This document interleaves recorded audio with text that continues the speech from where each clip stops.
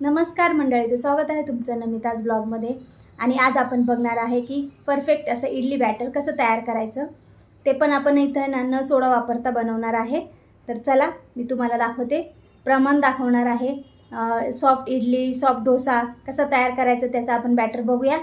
तर चला आता आपण लगेच बनवायला सुरुवात करूया.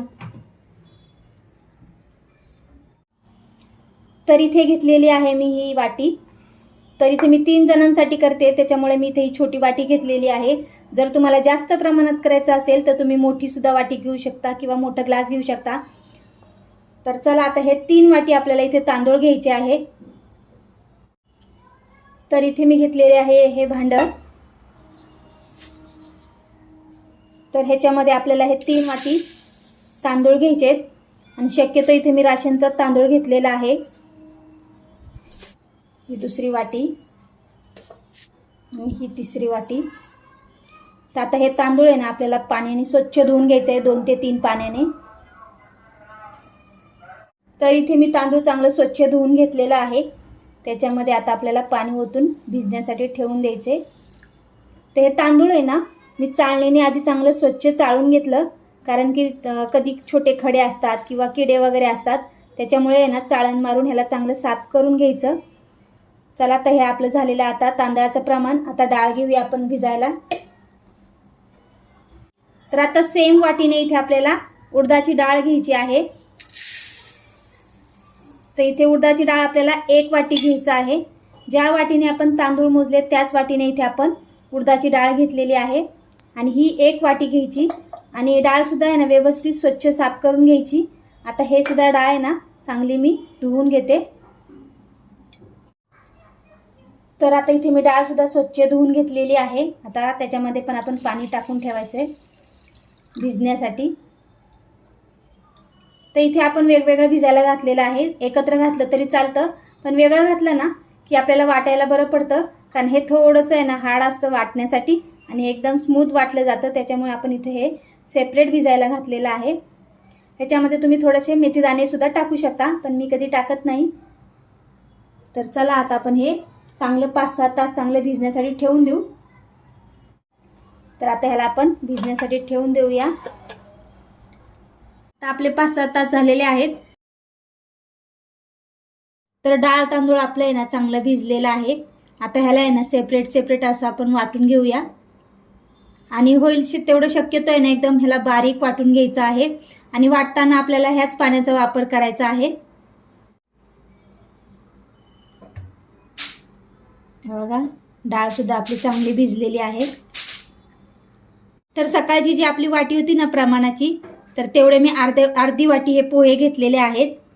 तर हे ना तोपर्यंत आपण भिजण्यासाठी ठेवायचे आहेत, जोपर्यंत आपण डाळ तांदूळ वाटतो तोपर्यंत.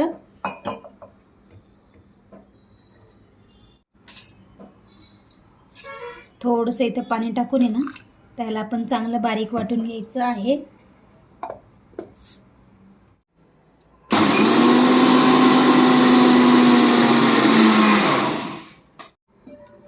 तर हे बघा अशा प्रकारे याला वाटून घ्यायचं आहे. हे बघा एकदम ह्याला मी बारीक वाटून घेतलेला आहे. आता असंच आहे ना आपल्याला डाळ सुद्धा वाटून घ्यायची आहे सेपरेट.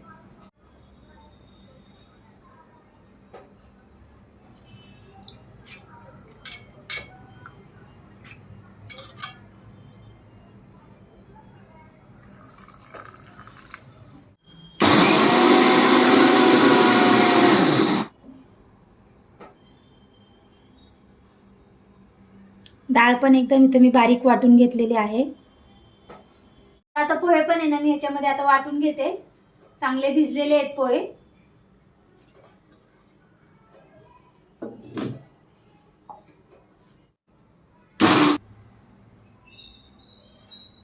तर सगळं चांगलं मी बारीक वाटून घेतलेलं आहे. आता याला ना चांगलं मिक्स करून घ्यायचं आहे.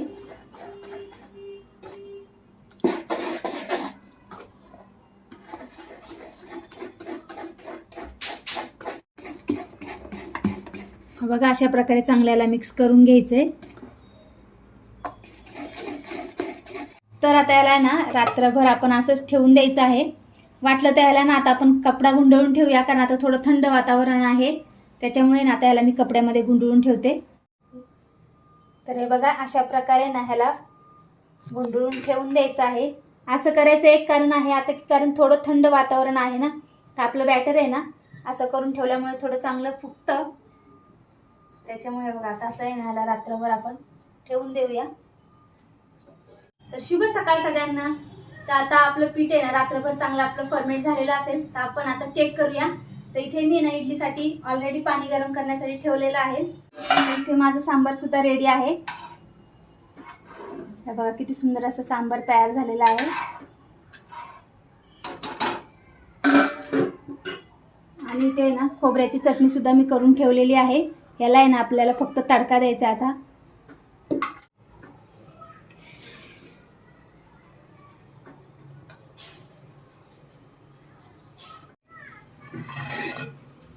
बघू शकता आपलं पीठ इथं किती फुगलेलं आहे. आणि ह्याच्यामध्ये आपण आहे ना सोड्याचा थोडा सुद्धा वापर केलेला नाहीये. हे बघा किती सुंदर असं आपलं पीठ फर्मेंट झालेलं आहे आणि किती फुगलेलं आहे. तर ह्याच्यामध्ये ना आता चवीनुसार आपण मीठ टाकून घ्यायचं आहे. हे ना ह्याला चांगलं आता मिक्स करून घ्यायचं आहे आपल्याला.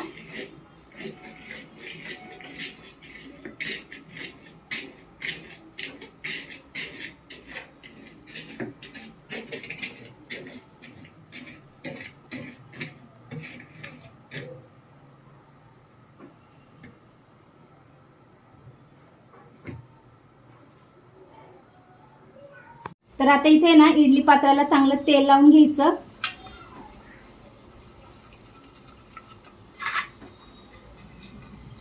म्हणजे आपली इडली आहे ना पटकन निघते इझी.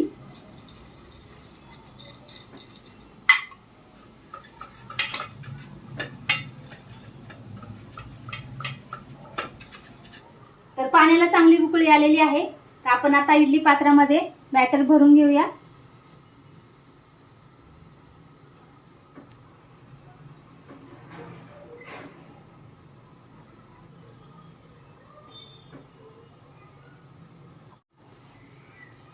तर आता हे लगेच आपल्याला त्याच्यात ठेवून घ्यायचं.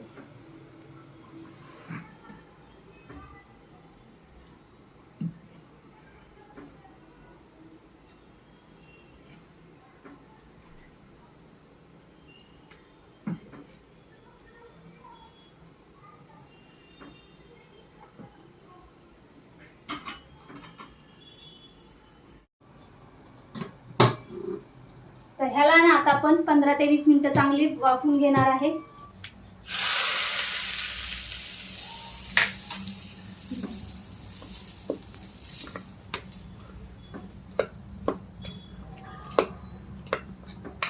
तर इथे आपली खोबऱ्याची चटणी सुद्धा आता मस्त तयार झालेली आहे.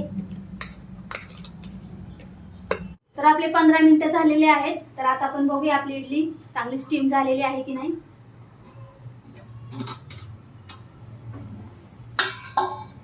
हे बघा आपली इडली चांगली स्टीम झालेली आहे.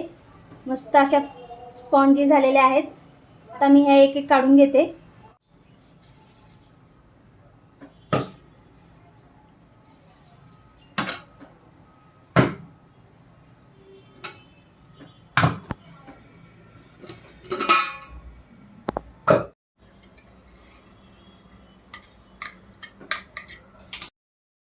तर हे बघा आपली इडली एकदम इझी निघलेली आहे आणि मस्त अशी सॉफ्ट झालेली आहे. मस्त सॉफ्ट इडल्या तयार झालेल्या आहेत. तर आता मी ते तुम्हाला ना एक डोसा सुद्धा करून दाखवते. चांगला असा स्पंज डोसा तयार होईल बघा आपला. तर डोस्यासाठी ना इथे मी तवा ठेवून घेतलेला आहे आणि थोडंसं हलकं त्याला तेल लावून घेतलेलं आहे म्हणजे आपला डोसा त्याला चिटकणार नाही.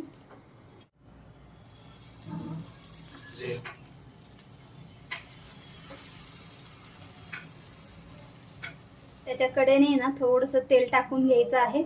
वाटलं ना तर तुम्ही ह्याच्यामध्ये बटर सुद्धा टाकू शकता किंवा मक्खन. अजून भारी टेस्ट येते. जर तुम्हाला ह्याचा पेपर डोसा करायचा असेल ना तर बॅटर आहे ना थोडंसं पातळ करायचं पाणी टाकून म्हणजे मस्त असा त्याचा पेपर डोसा सुद्धा होतो.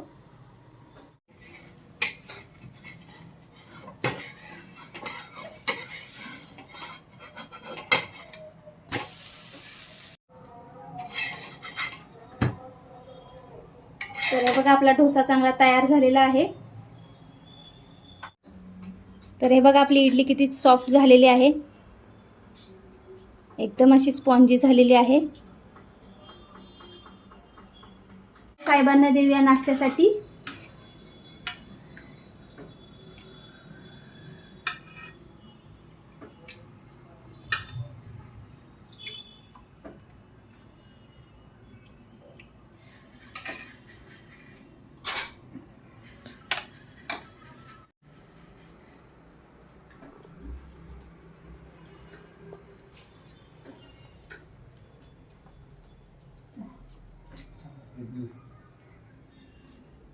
थँक्यू. तर आता मी पण घेते नाश्ता करून. तर तुम्हाला माझा व्हिडिओ कसा वाटला ते नक्की कमेंट करून सांगा. जर व्हिडिओ तुम्हाला आवडला असेल तर व्हिडिओला लाईक करा, शेअर करा आणि भेटूया पुढच्या व्हिडिओमध्ये. तोपर्यंत बाय बाय.